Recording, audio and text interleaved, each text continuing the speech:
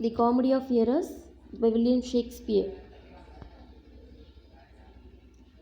It is a five-act comedy by William Shakespeare written in 1589. It first performed at Gray's Inn on December 28, 1594.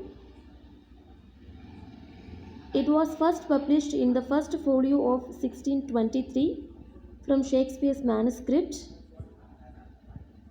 For this play, Shakespeare has taken source from Plato's comedy, The Menachmi. It relates to the two sets of identical twins who were separated at birth. It concerns the physical misadventures of two sets of identical twins with multiple identity confusions. It is about mistaken identity and disordered perceptions which are made right by the end of the play, leading all of the characters to end up in a happy and peaceful life.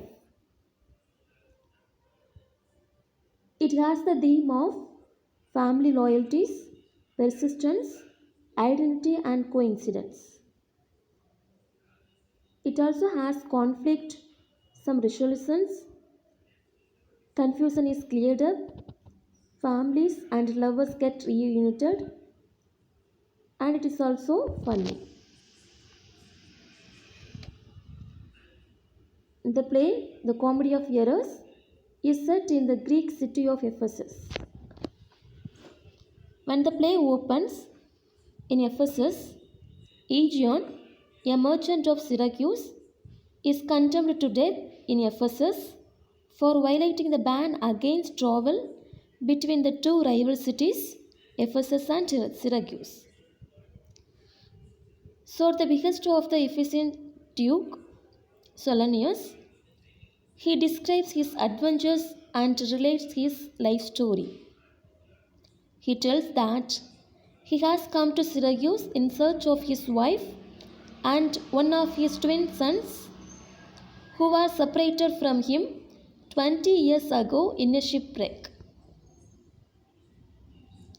Antipholus of Syracuse and his servant Dromio of Syracuse also arrive in Ephesus, which turns out to be the home of their twin brothers Antipholus of Ephesus and his servant Dromio of Ephesus. When the Syracusans encounter the friends and families of their twins, a series of wild mishaps based on mistaken identities.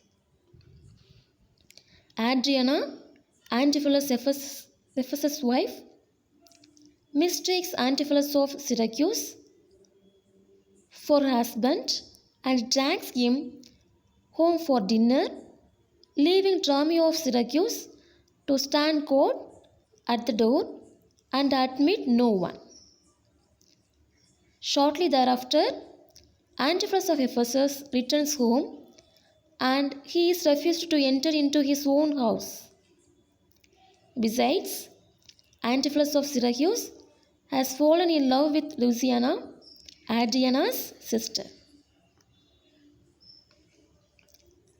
The confusion increases when a gold chain ordered by the Ephesian Antipholus is given to Antipholus of Syracuse.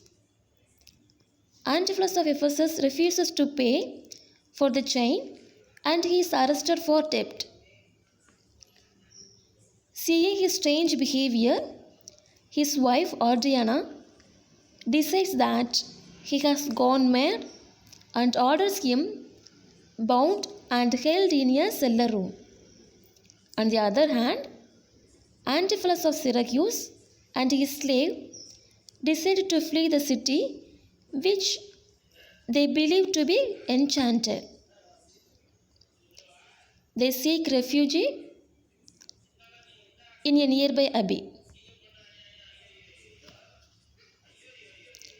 Adriana, she begs the Duke to intervene and remove her husband from the abbey into her custody.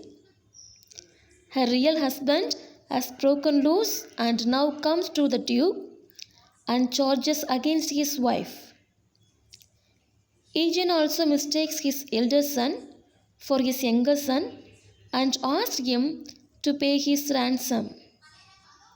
The situation is finally resolved by the abbess named Emilia. She brings out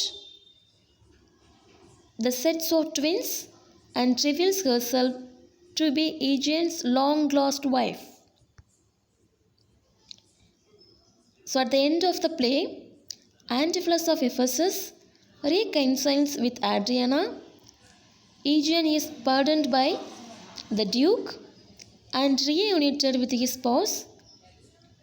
Antipholus of Syracuse resumes his romantic pursuit of Louisiana and play ends happily. Thus, this play is about mistaken identity and disordered perceptions, which are made right by the end of the play, leading all of the characters to end up in a happy and peaceful life. Thank you.